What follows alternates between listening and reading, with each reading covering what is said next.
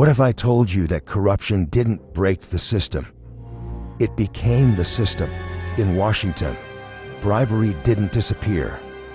It was legalized. Lobbying corruption explained, and how lobbying works in Washington. A system where legal bribery shapes laws, power, and your future. This is legalized corruption in U.S. politics, hiding in plain sight. Corporate influence in American democracy didn't happen by accident. From revolving door politics to Wall Street in Washington corruption. This is how money in politics became corporate power. Government captured by corporations, protected by complexity. Wondered why the political system is rigged? Shh, keep watching. Is the truth about democracy, capitalism, corruption, and how the system really works in the USA. What if I told you that the most profitable trade in the history of Wall Street didn't happen on a trading floor, but inside a quiet wood-paneled office in Washington, D.C.? Pause for a second. We were taught to believe that financial empires are built with brilliance, algorithms, and hard work. But what if the real source of that power isn't money at all? It's the ability to buy the law. Here's the truth most people never see. What we call corruption didn't disappear. It evolved. Today, the bribe wears a suit, has a receipt, and is fully protected by the legal system. I call this gourmet corruption, a refined, legalized version of something that would put anyone else in prison. Think of the old movie scene, a dark parking garage, a briefcase full of cash, nervous glances. That was risky. That was illegal. Now imagine a 5-star restaurant, a bottle of expensive wine, and a campaign donation check slid across the table. No fear, no crime, just paperwork. What if I told you that the most profitable trade in the history of Wall Street didn't happen on a trading floor, but inside a quiet wood-paneled office in Washington, D.C.? Pause for a second. We were taught to believe that financial empires are built with brilliance, algorithms, and hard work. But what if the real source of that power isn't money at all? It's the ability to buy the law. Here's the truth most people never see. What we call corruption didn't disappear. It evolved. You're about to see how influence became a commodity, how lobbying turned into the most profitable investment on earth, and how the line between crime and policy quietly disappeared. This isn't about a few bad actors. This is about a machine. And to understand how it works, we need to start with the moment corruption stopped being shady and became sanitized. When you start to see these gears turning, the feeling is almost unavoidable. First comes the shock, then the frustration. Suddenly, the world no longer works the way the books promised it would. Interest rates rise, tax codes grow more and more complex, and the news always seems to protect the same interests. That's when something clicks. This isn't theory. This architecture of corruption doesn't live in history books. It shapes your financial future every single day. And if this stirred something in you, if at any point in your life you felt that the economic game was rigged from the very beginning, write that in the comments. Not as a favor to the channel, but as a signal that you too noticed that something doesn't add up. It's this collective recognition that turns this video into something bigger than just information, because this is the most strategic part of the entire system. It was designed to look too complex, too technical, too distant, all to make you give up on understanding it. Jargon, acronyms, polished speeches, it all works like smoke. But when that smoke begins to clear, what appears behind it isn't chaos. It's a pattern. And this is where the story becomes even more disturbing. Once corruption stopped being dirty and became sanitized, it had to evolve to survive. It doesn't matter who's in power. The system remains intact. Then comes the next stage of this transformation, the evolution of the species. The clumsy criminal of the past was replaced by a new kind of professional, the policy architect, people who regulate financial giants today and work for them tomorrow. This cycle, known as the revolving door, is the true heart of the machine. And to understand how hunter and prey decided it was more profitable to become partners, we need to go back in time and observe the exact moment when this silent alliance was sealed.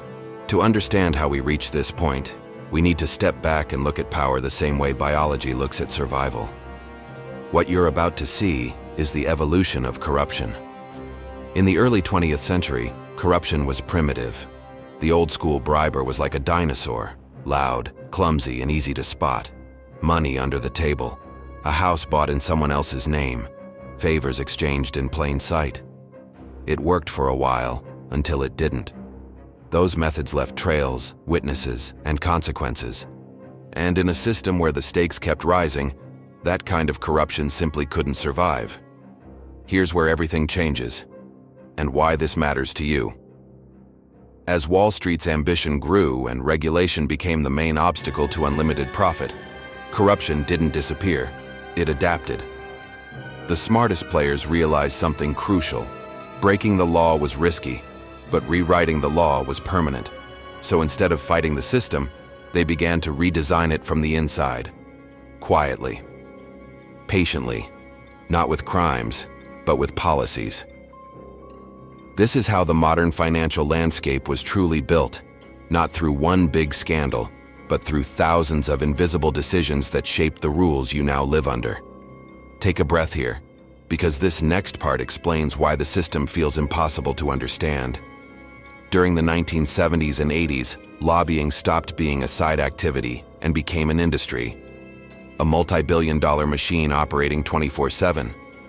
Money learned how to wear a suit. Political action committees were born. Fundraising networks were engineered. What used to be a bribe was now a donation. What used to be corruption was now participation in democracy. And almost overnight, Wall Street stopped being a player in the economy and became its choreographer.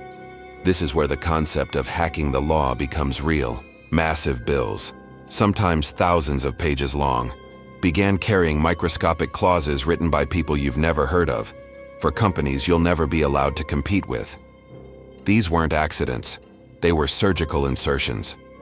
Legal backdoors designed to make sure that when crises hit, the same few interests always landed on their feet. They didn't just exploit the system, they replaced the operating system. And the price of entry became something you and I will never be able to afford. Now let's go deeper, because history alone doesn't explain how this became normal. For that, you need to understand the intellectual infrastructure behind it. Money can buy influence, but narratives create consent. So Wall Street funded think tanks, university departments, economic journals, and experts, whose job was to repeat one simple idea in 1,000 sophisticated ways. What's good for big finance is good for everyone. This wasn't persuasion, it was conditioning. By the time the 1990s arrived, the line between regulator and regulated had almost vanished. Pause for a second and think about how this affects your life. This is when the consultant class emerged. Former senators, former regulators, former watchdogs. Instead of leaving Washington, they stayed, selling access, selling insight, selling influence. Yesterday, they wrote the rules. Today, they teach corporations how to bypass them legally. The bribe didn't disappear. It evolved. It camouflaged itself as expertise. Look at how laws are actually made today, and the illusion collapses. It's not a debate of ideas. It's an auction. Legislation is drafted by policy architects who often work for the same industries the laws are supposed to restrain. It's a closed loop, a system designed to keep outsiders out and insiders protected. That's why the truth feels so distant. In this world, reality is defined by whoever writes the biggest check. And this is the part that should unsettle you the most. We've lived with this system for so long that we stopped questioning it. We call it how things work. But what it really is a meticulously maintained structure of legalized extraction. A system where losses are socialized, profits are privatized, and accountability is optional. Every market crash, every stagnant paycheck, every bailout paid with your taxes is a symptom of this design. This evolution created a world where the most valuable skill isn't intelligence or innovation. It's political navigation. They don't just play the game. They own the board, the rules, and the referee. And that's not a bug in the system. It's its most successful feature. But here's the shift. Once you see the pattern, it can't unsee you. The first crack in the fortress appears the moment you realize the rules were written by the winners. For the winners. Comment below. Everything is becoming clear now. Now we go one layer deeper, because understanding that the system evolved is not enough. The real shock comes when you see the machine actually running. This isn't abstract power or vague influence. This is precision engineering. A system so refined that reality itself becomes negotiable. What the public sees is theater. What happens backstage is where outcomes are decided. At the center of this machine is something deceptively simple, yet devastatingly effective: the revolving door. Picture this from a human perspective. A senior regulator sits behind a desk, officially responsible for protecting you, your savings, your pension, your job, from reckless financial giants. On paper, they're the guardrail. But in their mind, another clock is ticking. 2 years, 3 years. And on the other side of that clock is a 7-figure salary, waiting at the very institution they're supposed to regulate today. That single incentive changes everything. Enforcement becomes negotiation. Accountability becomes balance. The question is no longer, is this legal, but will this hurt my future? And this isn't rare behavior. It's the career ladder. Washington doesn't punish this mindset. It rewards it. Wall Street isn't just buying favors in the present.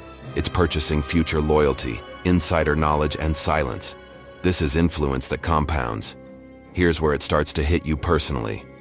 In normal life, a toll is something you pay to move forward on a road. In politics, the toll is invisible, but mandatory. Any law that threatens powerful profits doesn't reach daylight until the toll is paid. Lobbyists move. Former lawmakers reappear. Private meetings happen before public debates. Decisions are locked in long before you ever hear the bill's name. They call this advocacy. In reality, it's legalized pressure. The currency isn't cash in envelopes. It's campaign funding, job promises, and access. And once you understand that, the numbers stop being shocking and start being logical. To a Wall Street firm, $10 million spent on lobbying isn't a cost. It's an investment with guaranteed returns. No stock delivers what custom-made laws deliver. And who pays for this return? You do. Through higher taxes, weaker protections, stagnant wages, and bailouts disguised as stability. Innovation takes a back seat.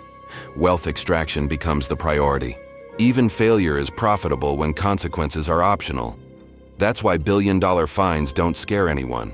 They're written off as operating expenses, issued by regulators who may soon be colleagues. This is why the machine never stops. Scandals come and go. Faces change. The structure remains. The revolving door isn't a flaw. It's the engine. It ensures continuity. It guarantees that no matter what happens on the surface, the people at the top always land safely, while the bill quietly slides down to the public. And the most disturbing part? Inside the system, this no longer feels wrong. It feels normal. Just how things work. The public interest becomes a footnote. Market needs become the excuse. And buried under layers of technical language, this machine keeps running, unnoticed by most, unavoidable for everyone. When you step back, the picture becomes clear. This doesn't look like a government anymore. It looks like a corporation. Politicians act as middle management. Regulators become talent pipelines. And Wall Street sits where the board of directors always sits, out of sight but in control. Write in the comments. The game is becoming clear. To truly understand how deep this goes, we need to strip away the suits, the glass towers, and the language of professionalism. Because once you do, the structure underneath starts to look disturbingly familiar. When people hear the word mafia, they think of backroom deals, protection rackets, and loyalty enforced by fear. But behind the scenes of Wall Street, the blueprint isn't metaphorical, it's operational. The real difference between a crime family and a mega bank isn't behavior, it's paperwork. In the old days, a crime boss hid in the shadows, worried about wiretaps and prison time.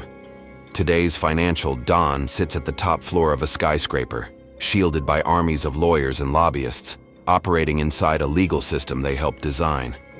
This is the corporate syndicate, a structure where predatory extraction isn't an exception. It's the business model. Every mafia needs a protection racket. On Wall Street, that racket is called too big to fail. The message is simple and brutal. Protect us from the consequences of our own actions, or we'll take the entire economy down with us. And history shows they mean it. Reckless bets are made, profits are privatized, and when the losses hit, the bill is sent to the public. No masks, no getaway cars, just derivatives, loopholes, and emergency bailouts dressed up as stability. This is where the comparison stops being provocative and starts being precise. In organized crime, if you're caught, you go to prison. In high finance, you get a settlement, a fine, a press release, multi-billion-dollar penalties for fraud, money laundering, or market manipulation sound shocking, until you understand the math behind them. Because those fines are rarely punishment, they're accounting entries. Here's the pattern. A scheme generates $10 billion in profit. Regulators step in years later. The firm pays a $2 billion fine, admits nothing, denies nothing, and walks away $8 billion ahead. That fine wasn't a deterrent. It was a license fee, a cost of operation, a signal that the behavior wasn't stopped. It was priced. And this is why the cycle never ends. The law in this system isn't a boundary, it's a service. One that only the ultra-wealthy can afford. For everyone else, the consequences are very real. This model doesn't reward innovation or hard work. It rewards proximity to power. It turns the economy into a rigged casino where the house always wins, and you're not even allowed to see the rules. The impact lands directly on your life, on your taxes, your savings, your mortgage. Every private bailout means public loss. Every necessary rescue quietly transfers risk from the top to the middle and bottom. Profits stay private. Losses are socialized. Heads they win, tails you pay. And the most dangerous part isn't even the corruption itself. It's how normal it's become. The line between regulator and syndicate has dissolved. What would once be called extortion is now labeled policy. What would be called theft is reframed as economic necessity. You're told their survival is your survival, even as the middle class is slowly hollowed out to keep the machine running. This is why Wall Street doesn't fear scandal. It fears interruption. Because the architecture is built to absorb outrage and continue operating. Laws are bent, fines are paid, business resumes, and the cost quietly ripples outward into higher interest rates, fragile markets, and a future that feels more unstable every year. Before we expose the final layer of this architecture, there's one truth you have to sit with. This system isn't broken, it's working exactly as designed. And the real genius isn't just in the stealing, it's in the justification. The story they sell to convince you that this is the only way it can be. Write in the comments, the system is the scheme. The most effective lie this system ever sold you is that lobbying is distant, abstract, and disconnected from real life. Something that happens in marble halls, between people you'll never meet, using language you'll never understand. But here's the truth that cuts closest. Lobbying isn't abstract at all. It's a silent tax on your future. Every closed-door decision, every technical adjustment to a policy sends a ripple through the economy, and that ripple always ends up in your wallet. This is where corruption stops being theoretical and becomes personal. You feel it when groceries cost more every month, but your paycheck doesn't move. You feel it when your rent jumps, your mortgage rate spikes, and suddenly the math of your life no longer works. That's not coincidence. That's design. The architecture of corruption doesn't live in headlines. It lives in the cost of existing. Here's the first emotional peak you're meant to ignore. Bailouts. In a real market, risk and consequence are inseparable. You make a bad bet, you pay the price. But Wall Street doesn't play that game. Through decades of influence buying, the largest financial institutions rewrote the rules. When their bets fail, they don't collapse. They get rescued. Your tax dollars become their safety net. Losses are erased.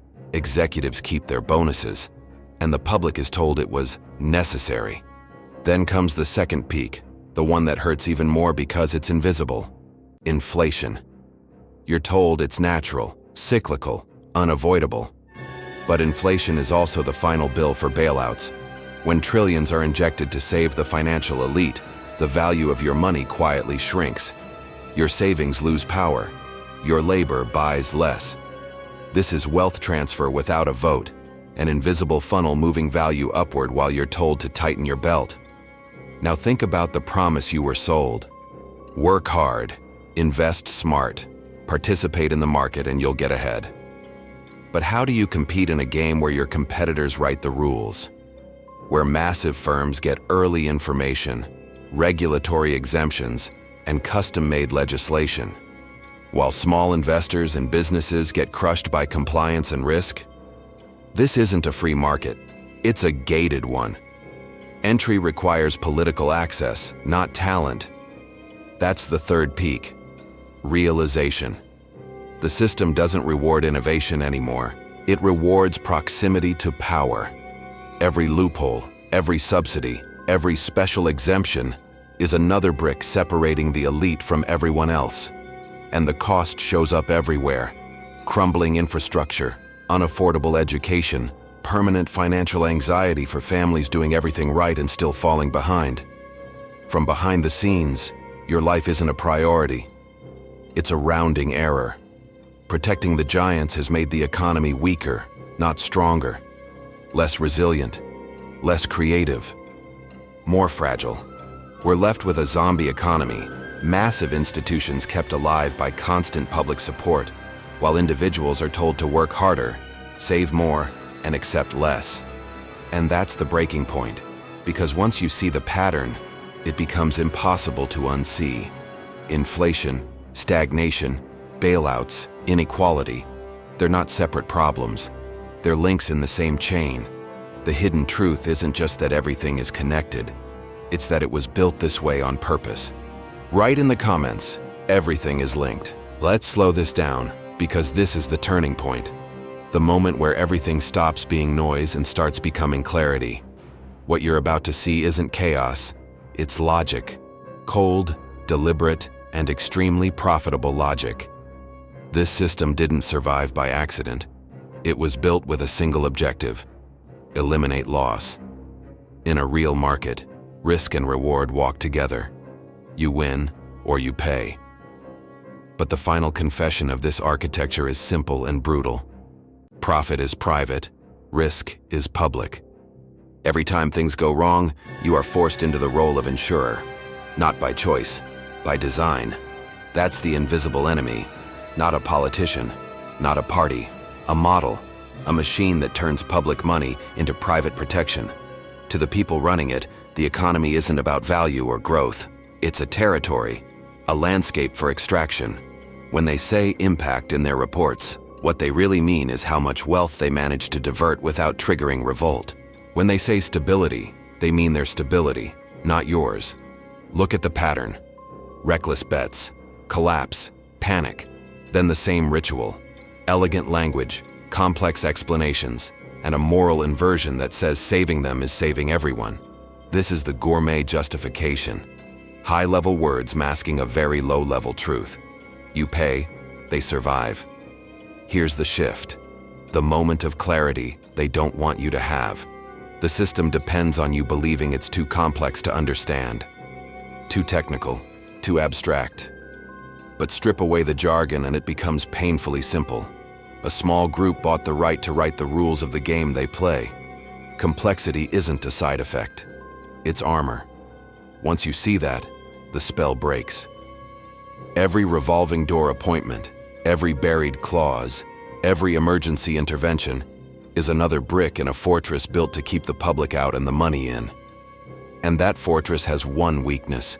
It only stands as long as people stay confused and silent. The moment you call this system by its real name, a permanent transfer of risk downward and profit upward, the narrative starts to crack. That's the fear. Not elections, not regulations, awareness. This is the real turning point. You stop seeing inflation as fate, crashes as accidents, bailouts as necessity. You start seeing decisions, patterns, intent. You see why the law crushes the small and cushions the massive. You see why the rules never seem to change. Only the language around them does. We've exposed the machine, the revolving door, the corporate syndicate, the invisible costs in your daily life. And now, the final question isn't whether this system is corrupt. It's whether it can survive being understood. Because the way out doesn't start in a boardroom. It doesn't start with a bill. It starts in the mind, with clarity, with naming the enemy, with refusing the illusion. There is one currency this system struggles to devalue: understanding. And the moment knowledge spreads, the shadows shrink. Write in the comments, knowledge is the way out. If you're still here, that already says everything. You didn't come for noise. You stayed for clarity. You stayed because part of you knows that once you see the blueprint, there's no going back. This channel isn't about outrage. It's about understanding. And if what you saw today clicked, if the headlines finally started to make sense, then you're already part of this. You're not watching from the outside anymore. If this journey matters to you, stay with us. Subscribe and walk this path with people who refuse to look away. This isn't content for everyone. It's for those who want to see how the world actually works. And if this video shifted something inside you, let the algorithm feel it. A like is how this message escapes the shadows and reaches someone who's still searching for answers. One more thing. There's another layer to this machine, and it only reveals itself in moments of crisis. The next video breaks that open. It's waiting right here. Click it and keep your eyes open.